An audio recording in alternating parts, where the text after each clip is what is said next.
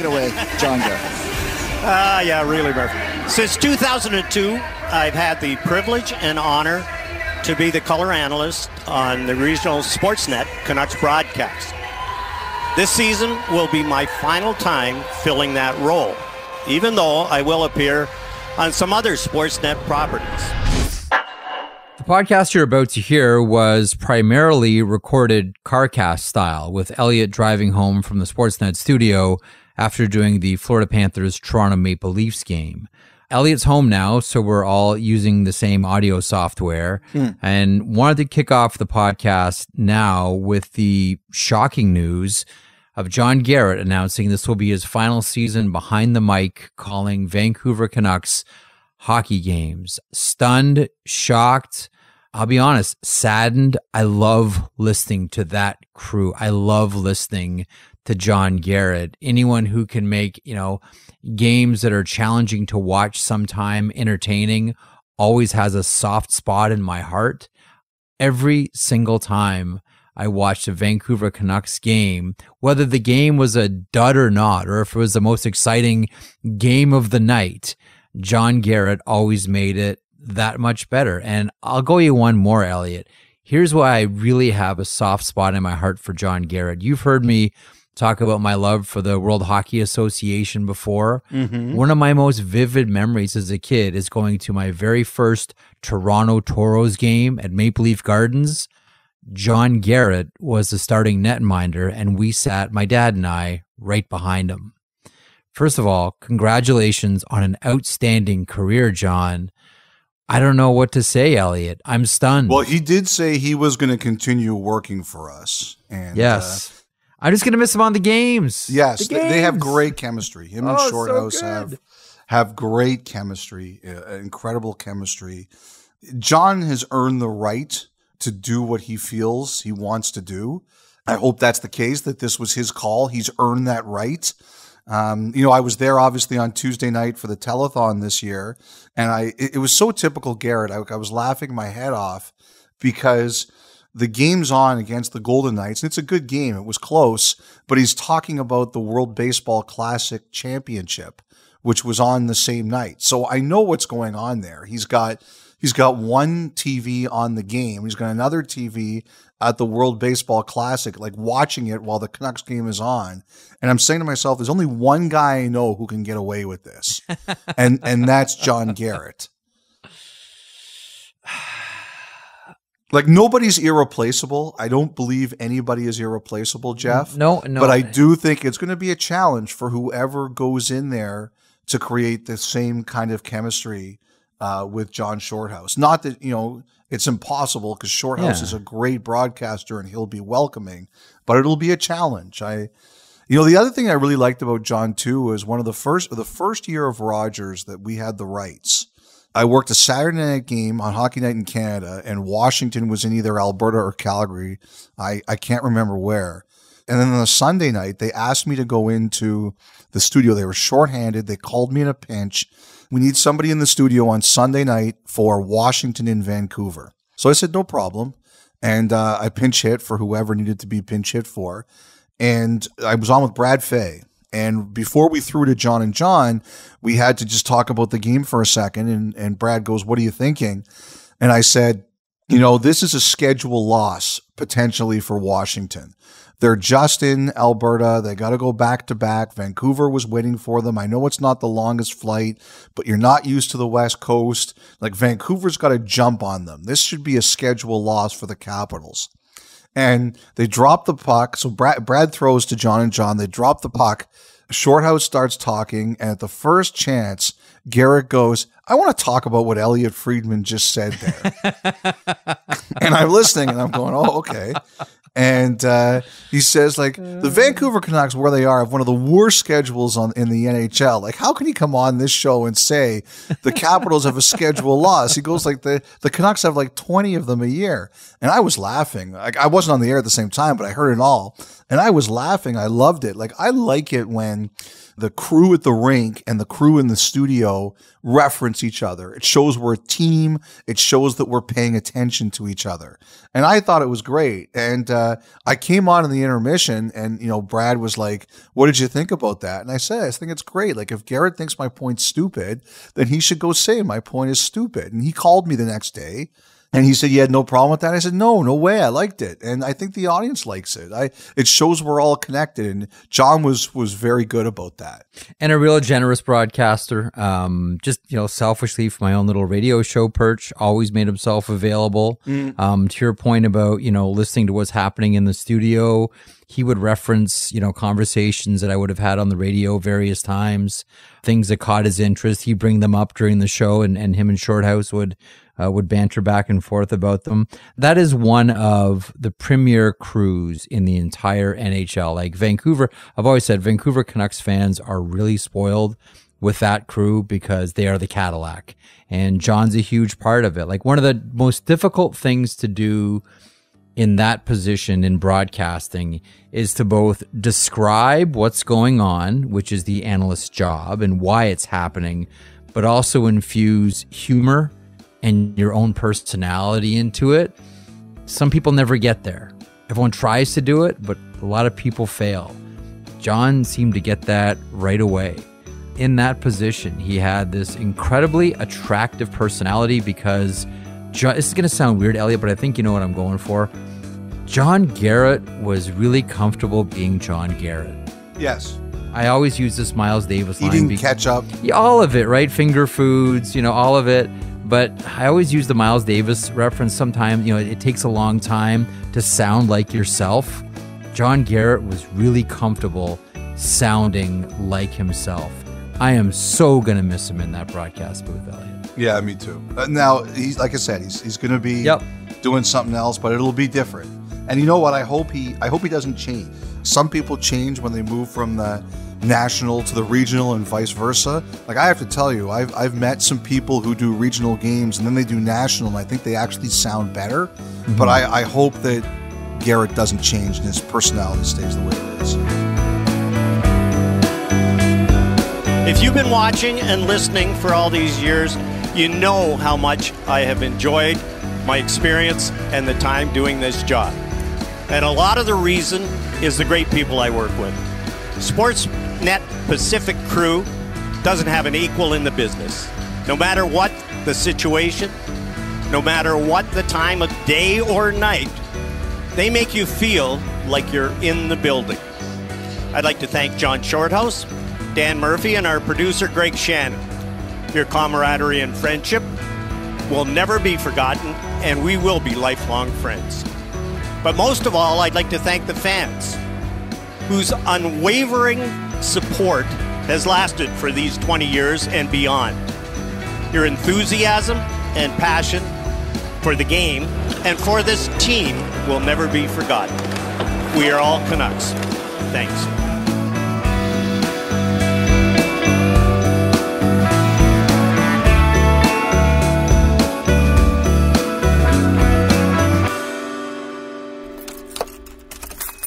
We take you now to the CarCast portion of the podcast. Okay, everybody, it's just me here. I'm going to start off the podcast by saying something that's going to make Elliotte's eyeballs roll back. Wait, okay, you ready for it? Here we go. Daniel Sprong scores again. Wash, rinse, repeat. Welcome to 32 Thoughts, the podcast presented by GMC and the Sierra AT4X. Marek, Friedman, and Elliotte. It is CarCast time. Elliotte driving home from the studio after working the Florida Panthers Toronto Maple Leafs game. How are you this evening on a fine Thursday night as we record this, Elliotte? Can I ask you something? How many tweets did you send out about that Sprong goal? I saw at least 2. Just 2, because I couldn't figure out whether it was a pass to Tanev, who was a trailing forward, or he actually tried to bank it off UC Saros. But then Emerald City Hockey sent me the clip of Daniel Sprong saying, but try to fake him, bring him out, and then go off his ass, to be honest. But that's kind of what I wanted to do. But yeah, so just 2 tweets. But because I annoy you with Daniel Sprong, Elliotte, all the time, yes, it must feel like an avalanche of tweets about Daniel Sprong. I have to tell you, I don't even think Daniel Sprong's family talks about him as much as you talk about him.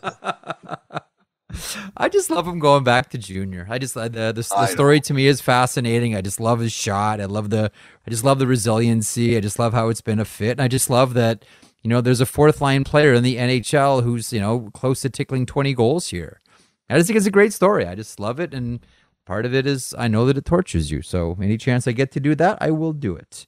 We're going to talk about our trip to Dallas and a little bit later on in the podcast, and we'll play our Jason Robertson interview as well. But before we get there, making headlines over the past couple of days, Connor McDavid talking about the World Baseball Classic and Shohei Ohtani versus Mike Trout, and essentially saying, why can't we have that?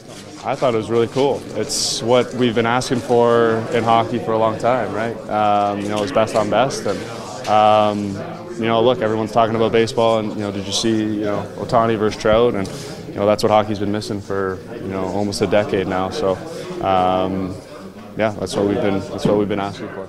Now, this isn't the first time that we've seen an NHLer publicly muse about the future of international hockey. We talked about it plenty last season when the players weren't allowed to go to the Olympics, and how much this has now become a very much player-driven initiative. First of all, what did you think when I don't know if you heard them or saw them first, read them first, what did you think of McDavid's comments when you first saw or heard them? Well, as a guy who wants to see best on best and a lot more than what we've had, I was like, hell yeah, go for it, Connor.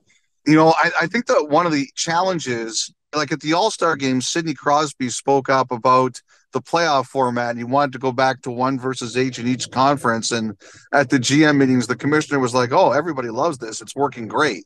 So you're sitting there and you're looking, well, that lasted a long time. That was a subtweet by the commissioner, by the way. The thing you always have to remember is just because your best player is for it, and we should listen to what our best players think, it doesn't mean it's going to happen. The thing that I really do believe here is that I think McDavid speaks for a lot of players. It was announced that, Marty Walsh is going to have his first media conference next week, right? Yeah. And this is going to be on his radar. Like, the players are going to be on Walsh for this. So I'm hopeful we get more traction about best on best than we did about, the 1 versus 8. Look, there was going to be a World Cup next year, and they didn't do it because the European nations made it very clear they did not want to play against Russia. Yep. Now, I think some of these sports federations, including the International Olympic Committee, were hoping this was going to go away. And now what have we seen this week, Jeff? The IIHF has said Russia and Belarus will not be at the men's and women's world championships this year. And also, the Olympics wanted to have Russia back in Paris in 2024. Like, the world is really pushing back against that. And there's no guarantee the IOC is going to get its way.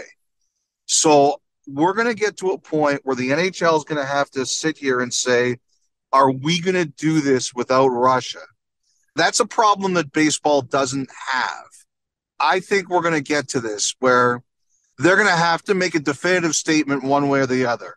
Either we're not doing it until Russia is allowed to compete again, or we're going to have to do it without them. And I think the pressure of players like McDavid is going to push them towards option B. Mm-hmm. And I just think, Jeff, there's something else at play here. Early on, the World Baseball Classic, the Mets pitcher Diaz, he got hurt. Yep. And people were saying, looking at the American ratings initially, and they were like, nobody cares about this. It's so myopic. What we have to be looking at is growth, worldwide growth. The TV numbers in Japan were staggering. Oh, my goodness, yes. Like, half the households in the country watched the round-robin game between Japan and South Korea. There was one game, I think Puerto Rico played the Dominican Republic. 62% of the country in Puerto Rico was watching that game. Czech Republic had its largest audience for a baseball game ever. We tend to look at things in a very North American way. It's not only about North American growth, it's about worldwide growth. And the lack of best on best is hurting hockey worldwide. It just is. So it's not only about the Canadian and US players and those audiences who would love to see this. We have to make sure the rest of the world sees hockey best on best. Like Great Britain won a game, and they're talking about this catcher who I think is in the Mariners organization, and how people in Great Britain are talking about him there. Like you have to do this. So when I don't only see it as we have to do this for Canada and the US, although we all want it, we have to do it for everyone else too, because we worry about losing momentum and losing interest worldwide. And that's why I think they have to do this in 2024 and 25, whether Russia's going to be in it or not. They have to do it. Have to. And you know what I want to see, Jeff? I want to see before training camp, they play the round robin and one playoff round. They play the quarterfinals, and then they stop the tournament. And instead of the 2025 All-Star game, they play the semifinals and the finals.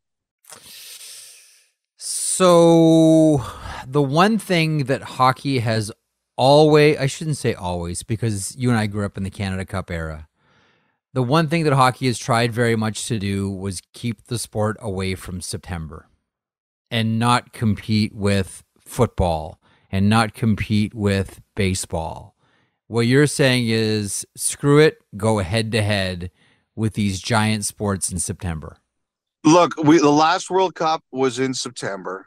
I know. And the other thing is, too, is don't forget, I mean, football's starting to play more days of the week, but don't forget the World Cup was played afternoon session, evening session, afternoon session, evening session. You can make it work. And also, like I said, I'm putting the biggest games in All-Star Weekend at the end of January. Like, you can make that work. One of the reasons why I felt the World Baseball Classic was so compelling, and this is what I hope they can capture when they do it, and hopefully there's a schedule for it. We've only been talking about this going back to the end of the lockout 04-05, is what the World Baseball Classic showed was that there isn't just one baseball culture. There's a lot of different baseball cultures. There's different ways to play the game, to cheer, to behave on the field, to behave in the dugout, to behave in the stands. And it's all good. You know, we see this at, you know, for example, the World Hockey Championships every year, but that doesn't really get a whole lot of attention in North America. What I'm hoping is that, listen, we know the games are going to be fantastic. It's the best players in the world. I just hope that whenever this tournament finally comes around, it gives specifically North Americans a peek into how hockey is consumed, how hockey is played, how hockey is celebrated, how hockey culture rises in other countries. Because the one thing that I've always maintained is we can learn a lot from other hockey cultures and bring it into North American hockey culture, but we just never get a chance to do it, because we're so focused on the season and getting to the cup and then pausing for what seems like only 2 weeks in the summer and then getting right back at it. I think this is a great chance to grow the game culturally and selfishly for someone who, you know, lives and works in North America. Bring other elements to the game here and realize that there are different ways to play the game, cheer for your favorite players and your favorite teams. Like, you've heard me talk about Latvia before. You've heard me talk about how much I love Latvian fans. Yeah. How I think they're probably the best fans, with all due respect, Canadian and, you know, American fans listening right now. Latvian fans have everybody licked. They don't care. They're singing, they're dancing, they're drinking, they're winning, great. They're losing, that's great too. Who cares? They're just there having a wonderful time at a hockey game. We don't have that here. And I kind of wish that we did. And I think we can learn a lot from the way that different hockey cultures celebrate the game. We saw that in the World Baseball Classic, man. And I really hope that when this thing finally gets going. Well, here's the other thing about Connor McDavid saying this, because it's not as if Gary Bettman and Bill Daly don't get asked about this. They do. But when someone like McDavid speaks up about it, now the question for the commissioner and the deputy commissioner can be framed in a very specific way. Gary Bettman, Connor McDavid believes this. And that puts Gary Bettman or Bill Daly, if he's asked the question, in a position to address Connor McDavid. Well, like I said, Jeff, Sidney Crosby said this, and the commissioner said it's working great. So they'll disagree if they want to. This is different. As I said earlier, we would have had a World Cup next year if it wasn't for Russia's isolation due to the invasion of Ukraine. And they decided to punt it for a year. Now they're going to have to make a decision. And that is, do we go ahead without Russia? And I think what was clear to me is if the players have their say, the answer is we've got to do it. But you know what, Elliotte? I feel you need to make the decision now, because it's not just about the invasion in Ukraine. It's about Russia being in good standing with the rest of the countries that are involved here, and that's not going to happen overnight. Even when this invasion ends, it's still going to take a long time until Russia is in good standing internationally. To me, it seems as if you need to make the decision now. I think that should be up to those countries, and I wouldn't weigh in. I think those countries should have their say. Other issues around the NHL. Jared Bendar signs a contract extension. There's a few things that are interesting about this, not just the decimal point, but sort of maybe what this means for the coaching fraternity right now. Well, first of all, when it takes effect, and it takes effect next season, Bendar is going to become one of the highest paid coaches in the league. And he deserves it. I mean, he won a cup, and when you win a cup in this league, you deserve to be among the highest paid coaches. Like, I believe right now, the highest paid coach in the league who's actively working, I think, is Cooper. He should be. He's won 2 of them and almost won a third. I think the top 5 are Cooper, McClellan, Laviolette, Sullivan, and Cassidy. I'm not sure if they're exactly in that order, but I think that's them. But who would be the highest paid coaches if they were working would be Babcock and Quenneville. And Babcock's contract, this is the last year. So Bednar's extension kicks in 2024-25, and then he moves up there. Now, the interesting thing about that is the trend, and someone pointed this out to me. Look at some of these teams who feel they have good coaches, making sure they keep those coaches a long time. So Bednar gets an early extension and gets 3 extra years out of it. Mike Sullivan got an early extension, got 3 extra years out of it. Like, we're all wondering what's the future in Pittsburgh. Off ice, there's no more secure person there than Mike Sullivan, whose new extension is yet to kick in yet. Don Granato got extended early and got 2 extra years. Tortorella got 4 years. Luke Richardson got 4 years. Cassidy got 5 years. Like, if you're a coach now who's had some success, you're getting a ton of security and you're getting early extent. Like, I don't know if we've seen, Jeff, and you're the hockey nerd much more than I am, and I say that with respect. I don't know if I've seen this many coaches get such early extensions before. Like, this is a new one for me. It's funny. We used to always have this conversation because you're right. There is a certain amount of comfort that coaches enjoy now that they never have in the past. The thought was always, and this is more pre-2004, 2005 than post, when the game opened up and became more entertaining. But in the frozen puck era, the water skiing through the neutral zone era, when coaches weren't signed for the decimal point that they are now, to say nothing of the term, the feeling was always, look, I'm not hired to make the game entertaining. I'm hired to win games here. And if I don't win games, as ugly as it might be, as neutral zone trappy as it might be, as Peterborough freezy as it might be, if I can't do that, I'm not getting hired. To be honest with you, it uglied up the game. Because coaches just said, I don't care what this thing looks like. I'm not hired to put on a nice show. I'm hired to win games. And it doesn't matter how I get there. And if I lose games, I'm getting fired. So between choosing to entertain you, the fans, or win games, I'm going to pick win games and make this as boring as possible, because that type of hockey was successful in that environment.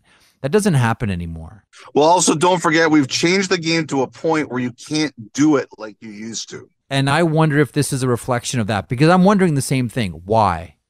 Why is this happening now? Like, what is specific about this era that allows, managers to say, we need to lock these guys up for as long as we can because that's important to our business? Why is that? Because once upon a time, it wasn't that way. And you know that. It wasn't this way at all. You know what? One of the things I've wondered about, absolutely true, Jeff. I mean, you're right. You know what I've kind of wondered about? You can't be a dictator like you used to. The players have more power than ever. And yes, there's times you have to be a bit of an ass, and there's times you've got to grind your players and get on them. But you have to walk the line between demanding and motivating much better than you ever used to. The players are making too much money. Your best players have term, and they're making more than you're ever going to. You have to get along with them. Like, you look at Tampa, there are times John Cooper's grinded on his best players. We've seen Bendar and McKinnon fight on the bench verbally. But at the end of the day, Bendar and Cooper, they have to be demanding, but they also know they got to win with these guys. I think coaching is much more of a partnership than a dictatorship, than it ever was. You have to be in a situation where players have got to want to play for you to be successful. Even Cassidy, and I think Cassidy's a good coach, it ran to the end in Boston, clearly. Mm-hmm. Paul Maurice and Florida, they're back in the race right now, but his time clearly ran out in Winnipeg. I think that's the one danger here of this. Like, I am not going to argue against any coach getting paid or any coach getting these extensions. Coaching is hard, and I like to see people secure the bag. I'm a huge fan of that. I think the one thing you always have to wonder is, when does the voice go dry, and when do the players finally tune you out? But I think this also is teams saying, if we recognize we have a good coach, we're going to take that risk. I think one of the great skills outside of the X's and O's that a coach can have in today's day and age, and it's probably true historically as well, although many coaches never took the option, is the ability to understand when the team doesn't need to hear your voice and can defer to the assistants, can read the team and say, you know what, they don't need to hear from me today. I've always believed that the best coaches understand when their team is done with them. Like, not capital D done, like we're never going to listen to you again, but just, turn down the heat by, deferring to your assistants and letting them do more. I agree. We always talk about having to managing downwards, managing upwards. I wonder about with coaches. I really do. And managing your players and understanding, because many of these guys, listen, Jared Bendar played in like every league in North America, including Roller Hockey International. You knew I was going to sneak that in, by the way. And so he understands what it is to be a player at a lot of different leagues, and probably remembers, you know what? One of the best things my coach did for me was he shut up this one day, because I was going to the rink and I knew that if I heard his voice, I was going to go banana sandwich. Listen to the 32 Thoughts podcast ad-free on Amazon Music, included with Prime.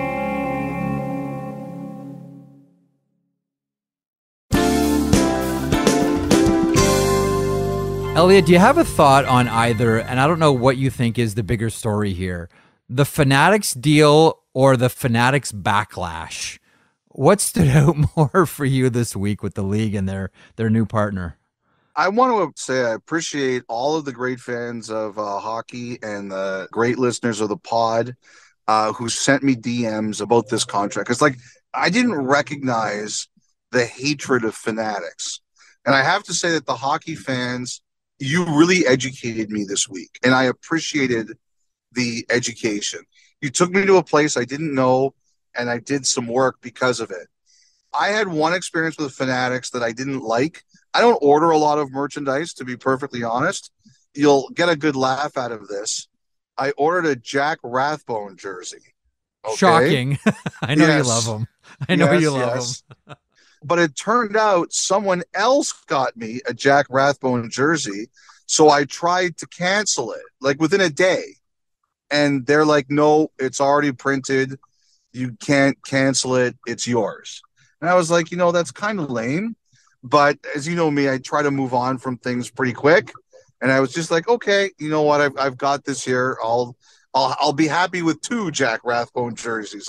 I'm doubly lucky and fortunate. I have 2. Hang on, was one a home and one away at least? No, they were both the dark color. At some point in time, I'll find a way to donate it or give it to somebody who really appreciates it.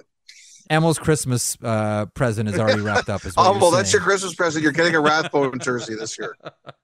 So that's pretty funny, Marek. That was good. But that was one experience.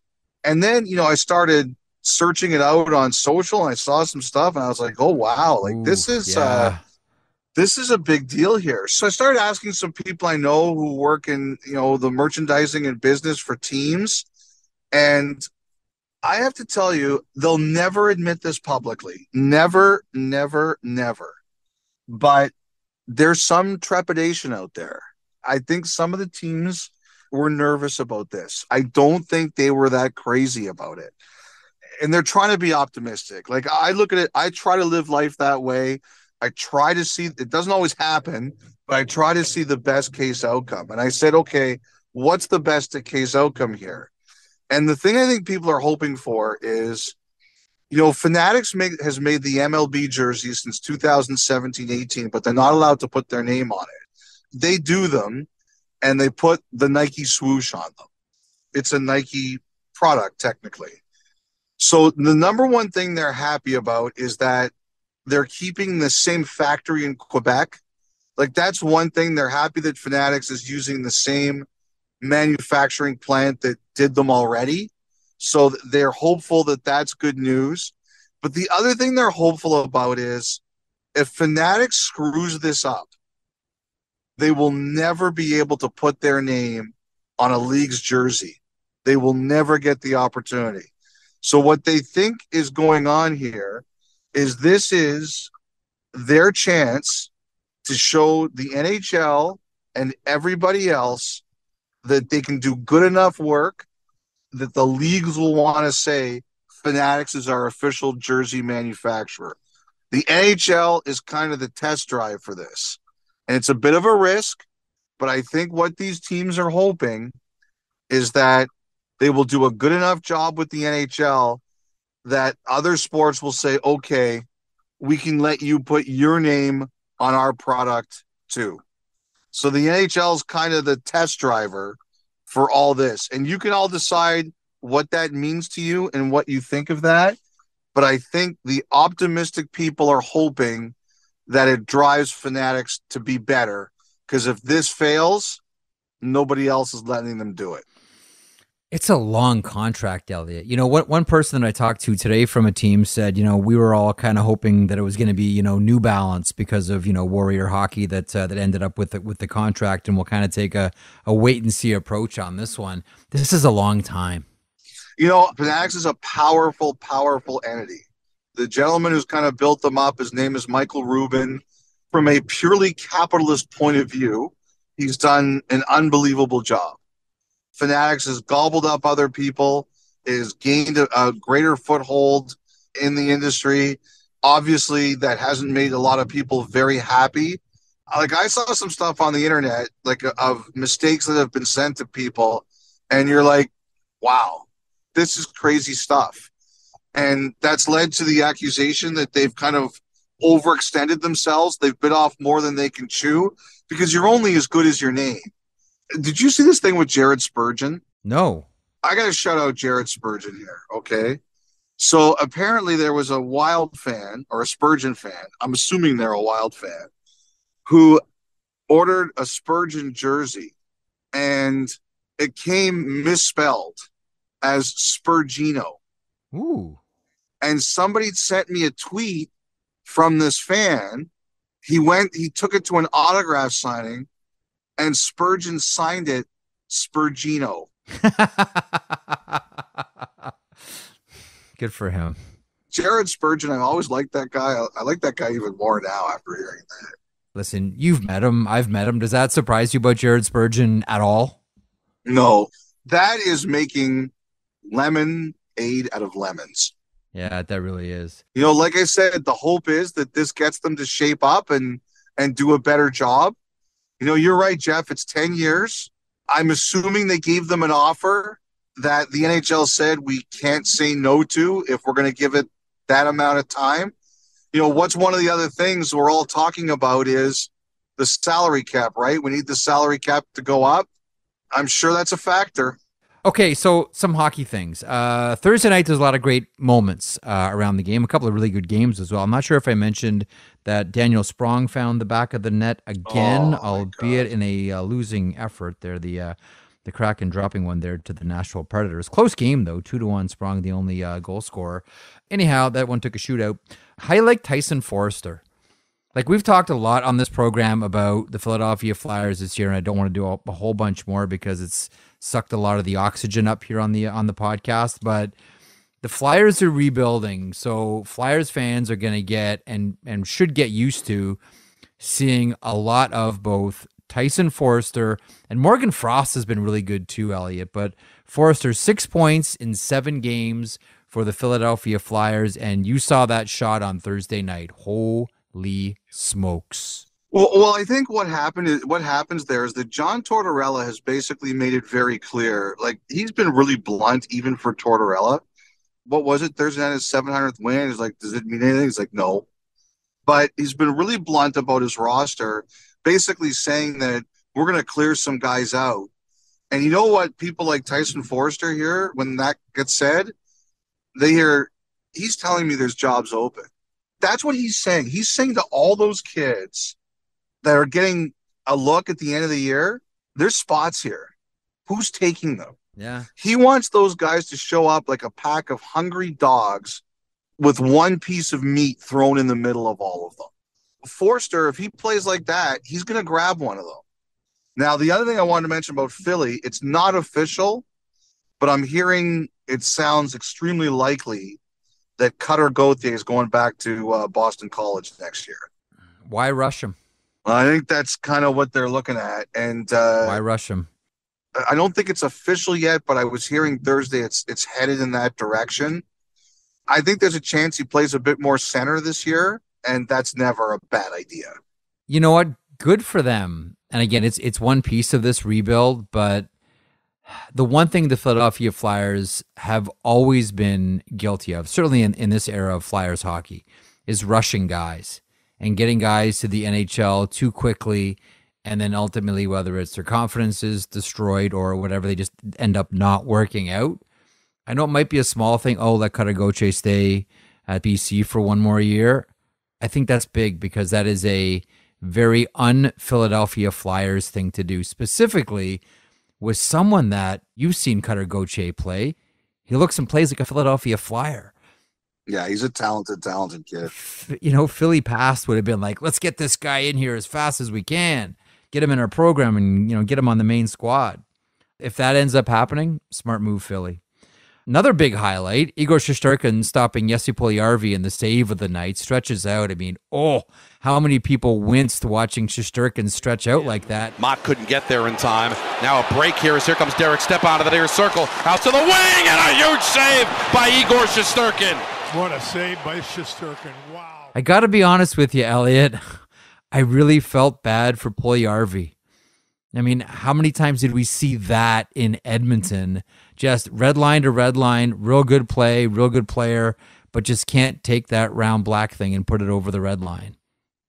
I have a feeling, though, if those plays keep happening, it's going to get better for him. I really do. 100%. He looked good, and you know how I'm cheering for him. I didn't even ask you about the game that you worked, and it was pretty noteworthy because the Florida Panthers and the Pittsburgh Penguins are kind of going, you know, head to head here for that final wild card spot in the Eastern Conference. You worked the Florida Panthers Toronto Maple Leafs game, 6-2 final for the Maple Leafs. One of the sidebars to this one, we spent a lot of time on the last podcast discussing it, but Mark and Eric Stahl not wearing the Pride jerseys in warm-up. To me, Elliotte, what this is continuing to do is obscure what should be the real story. The real story shouldn't be about the hockey players, but should be about the hockey fans from the LGBTQ community and making them feel welcome and safe going to a hockey game. And what I'm finding now is, and I think we all are, this is becoming more and more of who's wearing it and who's not. And the focus is on the players involved, and the focus should be on the fans and the LGBTQ community. I don't disagree with you, Jeff. And I talked about this on Monday, and I'll just reiterate it quickly. I think the way the Sharks and the Panthers did it is the way it should be done. If you want to wear the jersey, wear the jersey. If you don't want to wear the jersey, don't wear the jersey. And I think what we're seeing is that 95% of the players in those situations are wearing the jersey. And as I said on Monday, I know what it's like to face hate. I'm not a member of the LGBTQ community, and I don't like to tell other people what to think. I only judge how I would judge my own situation. If you told me 95% of the people in the world accepted me for who I am, I personally would take that. So I just wish that every team, the choice was left up to the players. If you want to wear it, wear it. If you don't want to wear it, don't wear it. I think that people should have their freedom of choice. To the game itself, Auston Matthews with a pair of goals, Matthew Tkachuk with his 35th. Man, he's been money for the Florida Panthers.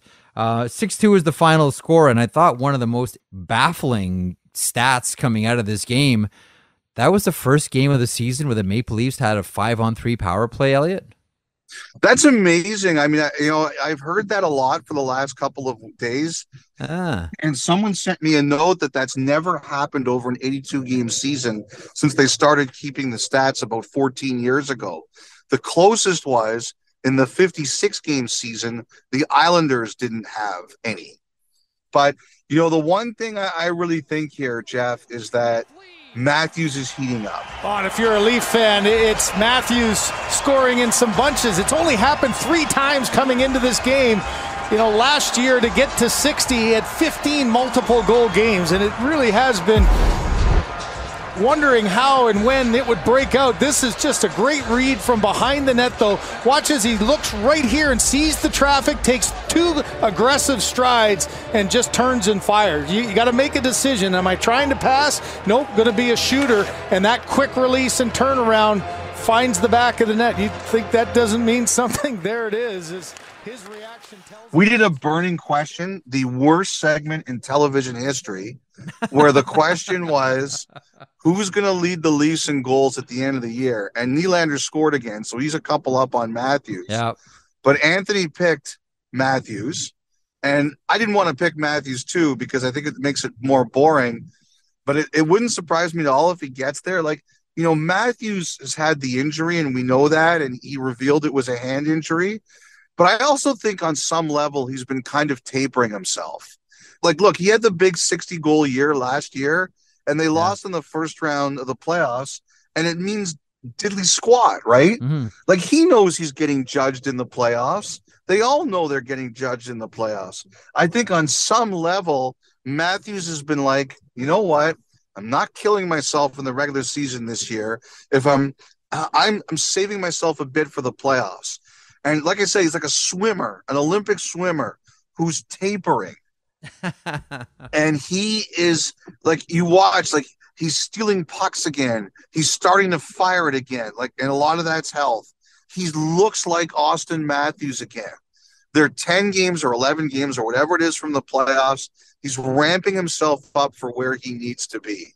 The one thing I look at with Toronto, though, I wonder when Sheldon Keefe is going to say, okay, I'm setting my defense. Liljegren, to me, he's lost a bit of his confidence. And tonight they rested Riley. They went 11-7. I can't imagine they're going 11-7 in the playoffs. Maybe I'm wrong. But when does Sheldon Keefe go to his guys and say, okay, this is my group, barring injury, this is how I want to line you up, and now we're all going to get used to each other. Stewie said tonight, and he's the player, so I always defer to him. He said 10 games. They got 11 games left. So that's my question with Toronto is, when do they start to say, here's our pairs. I wonder when they've been doing this with their blue line now for a while, and you mentioned Morgan Rielly was rested on this Thursday night. I really wonder at what point they start to sit down the big guns to rest them for the playoffs. I don't necessarily think you're wrong, but if you start sitting these guys a ton, are you concerned at all there's going to be no chemistry when the postseason begins? That's the art of coaching. What did we talk about earlier? That's really knowing your team. I like McCabe. They're kind of trying to figure out who he's best with, right? Oh, yeah. Got to figure that out. How did Brad Marchand escape an instigator penalty against Rem Pitlick? I'm still trying to figure this out. He hits Patrice Bergeron, and in comes Brad Marchand, house on fire. Gloves off, stick down. You know, they can confer now and maybe come up with an interference call because Marchand's probably going to get the instigator. To me, it's an easy interference call right there. Yep. That was not being called. And Marchand's going to police it himself.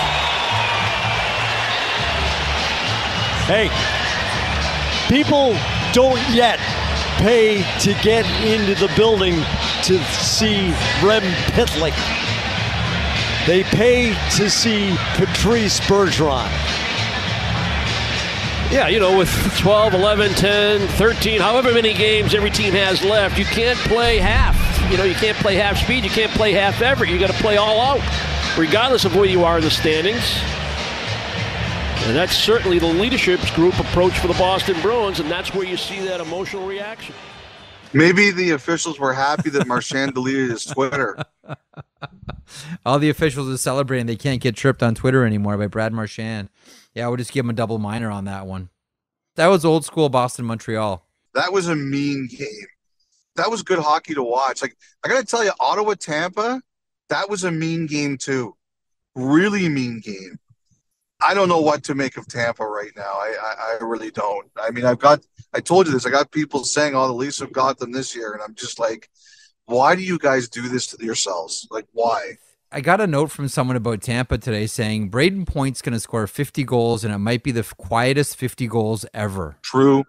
When have we been this quiet about someone scoring 50 goals? And Braden Point there with number 45 on the season. Braden Point's got 45 goals, so not a peep. I know. It's like people look at the Lightning and say, I'm not impressed with them anymore because they've done everything. But 50 goals is 50 goals. I'm looking at the West too, Jeff, like Nashville. That was a big win for them. Big win for them. I don't know if I believe it yet, Jeff. They've definitely breathed new life into themselves. And they've got the math, but you wonder, like, do they have what it takes with the subtractions they made in terms of experience to hang on there? When you let go of that much experience, I don't necessarily worry about the team getting to the playoffs as much as I worry about what they can do in the playoffs. Yeah. You know what I mean? Like, I think that kind of experience really shows up in the postseason more than the regular season. I've always kind of felt that way. And that's why I think the Islanders are built to do something in the postseason. They got the great goaltender. We've talked about the Islanders before and how I feel about how they're playoff built, not necessarily regular season built, but that's kind of how I feel about the whole situation here.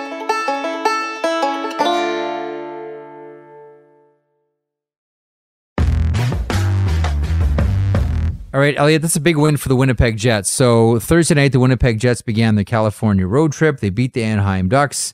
In a couple of days, they'll play the Los Angeles Kings and then wrap up on the 28th against the San Jose Sharks, get back to Winnipeg, and its games against, in order, Detroit, New Jersey, and Calgary. This is a big win for a team that needs a big win. Now, they're not out of the water yet. There's still maybe some tough times ahead, but they needed to beat the Anaheim Ducks on Thursday night. You know, we talked about Nashville, and you wonder, do they have the staying power, right? With all the youth that they've injected and all the experience they've lost. They have the math. And what Winnipeg does is they stay 5 points up, even though the Predators have 3 games in hand. They've given Nashville no room for error. And that's all you can do if you're the Jets. So Bonus's availability the other day, he asked Sean Reynolds, who motivates you when you get up in the morning? And Sean said, myself, and Bonus said, exactly, and said, that's what we're dealing with. First of all, I think Sean is lying. I've seen him, and he completely lacks motivation. Like, there's no way that Sean motivates himself to get out of bed in the morning. Like, Sean, I know you openly lied to the head coach of the Winnipeg Jets, and I want everyone to know that. But it's a wild scene there. Like, it says to me the Bonus is pulling out every trick in the book just to get them across the finish line, right? And, Anaheim's one you got to have. And they got it. I know Ullmark is having a great season and Shesterkin is starting to come back, but I am sorry. The Vezina Trophy winner in the NHL this year is Connor Hellebuyck. And I will take no arguments on this topic. I am not taking calls on this one. I am not taking calls on this one. Tell Linus Ullmark to hold. Tell Ilya Sorokin to hold. I'm only listening to phone calls from Connor Hellebuyck. The lights are off. There's no one home. Close, but no cigar. The Calgary Flames drop another one, this time to the Vegas Golden Knights. 3-2 is the final score here. And we've talked a lot about Calgary and their playoff hopes and getting close and losing 1-goal games like this at home. Elliotte really has to sting for Daryl Sutter and company. Absolutely. And, it's 2-0 early. I mean, it wasn't like we've seen, it was 2-0 after 15 minutes this time. And the first goal was 11 and a half minutes in. So it wasn't as bad as some of the other ones we've seen this year, but it just seems like they're always chasing. You saw that board they put up the other night in LA, right? I'm still amazed at just everything I saw on that board. Games decided by 1 goal, most losses in the NHL in 1-goal games, overtime shootout losses, most post hits, no third period comeback wins. And that happened again tonight. Losses when outshooting opponents by 10 plus. I mean, this is the 22nd time it's happened, the most in NHL history. Jeff, like some years they're not yours, right? This is not Calgary's year. And, I think the thing I'm really getting the sense is I think they're really at a loss to explain it. Like why this has happened, why Markstrom's had the year he has, why they've been so quote unquote unlucky. They've tried so many different things, combinations, ways to try to get their goaltending going. One thing that I am really curious about here is, does Dustin Wolf get games? Dustin Wolf, for those of you who don't know, could be the MVP of the American Hockey League. He's been so good for the AHL team. He's had 2 great years in that league. There's no point in sending him back there next year for a third one. I'm curious to see what they're going to do in goal, how they're going to make room for him. But I'm also wondering, does he get games? Do they say to him, okay, you're going to play so we can get a glimpse of this? Mm-hmm. Because I do know they've asked a ton of questions there about what happened to Markstrom, what's wrong with Markstrom, how do we fix Markstrom, and nobody has an answer. Because every time it looks like it's getting better, it just goes off the rail. The other thing we should mention about this game is Vegas. Logan Thompson got hurt and left the game with about 6.5 minutes left. Now, Thompson had been injured and he came back to back up Jonathan Quick on Tuesday in Vancouver. And I saw him in the morning and he was so excited and ready to go. And Bruce Cassidy, in the aftermath of the game Thursday night, said he's concerned about Thompson because he's missed a lot of time. Just think about right now, like you're Vegas, you think you can win the Stanley Cup. Yep. Thank God Jonathan Quick dropped into your lap, eh? Because you're concerned about Thompson. Yep. I know there's a lot of concern about Aiden Hill and what his situation is going to be. You're really lucky that you're 2 goalies down, potentially, and you've got Jonathan Quick and Laurent Brossoit. Like, you could do a hell of a lot worse than that combination at this time of the year. Absolutely. You could be Pittsburgh, with Tristan Jarry just unable to get healthy. I know. Speaking of stops and starts. So the Dallas Stars and the Pittsburgh Penguins on Thursday nights. The Stars start to run away with this one a little bit in the third. A gorgeous tip, power play by Joe Pavelski. Stop me if you've heard this one before, but a tip-in goal by Joe Pavelski makes it 2-1. And then Jamie Benn, Elliotte, what a story he's been this season. Jamie Benn with his 31st goal of the season, 71st point. Stars come up ice. Here's Dadonov down the left side at the near circle. Passes for Domi. Shoots. DeSmith denies him. Rebound. They score. Jamie Benn on the follow-up puts it into the back of the net. It's 3-1 Dallas. Penguins score one more to draw within one. They throw about 10 legit scoring chances at Jake Ottinger towards the end with the goalie pulled. But to no avail. The Dallas Stars win this one. And to the point about Jamie Benn, you'll hear this when we release the Peter DeBoer interview. One of the most impressive things about Jamie Benn this year is DeBoer has his minutes down under 16. Like, he's running this bench as pretty much as even as possible. Like, they really run their bench as evenly as you can, considering all the stars that you have there. And Jamie Benn is having this comeback season, that's re-cemented Jamie Benn as a force in the NHL. Your thoughts on this one, both from the Dallas point of view and also the Penguins, who had a chance to gain ground on the Florida Panthers, who lost to the Maple Leafs, but couldn't. The other thing, too, here, Jeff, is now, Jari got hurt again. They raced Tokarski to the game. They said they really have no update on Jari. And the other thing, too, is that Florida's got like a 6-win lead on the first tiebreaker, right? So if you're Pittsburgh, you can't just tie Florida. You have to beat them. And, what did we say? We said the Islanders, we like them because they've got Sorokin, Varlamov. Yeah. And now it looks like it's Bobrovsky, Lyon versus DeSmith, Tokarski, unless there's something better here with Jari. Anything that could go wrong in goal for Pittsburgh this year, health-wise, just like Vegas has. And, we're just saying a couple seconds ago, Vegas is pretty fortunate considering they're down 2 goaltenders of what they've got. Yeah. Pittsburgh doesn't have that depth. And, I've heard everything with Jari, that it's his groin, his back, that it's some combination of both, but he just can't get healthy. And you wonder if that's just going to take Pittsburgh's playoff chances down with them. I remember the conversation we had wondering if the Pittsburgh Penguins were going to look for goalie depth of the trade deadline. I mean, Korpisalo was one of the names that was out there. That was, again, hindsight is 2020, but given how precarious and I would even argue important a season this is for the Pittsburgh Penguins, I hate doing the look back with the vision of today. But man, getting some goalie depth probably really, really would have helped the Pittsburgh Penguins. Case in point, the example that you just raised, Vegas Golden Knights.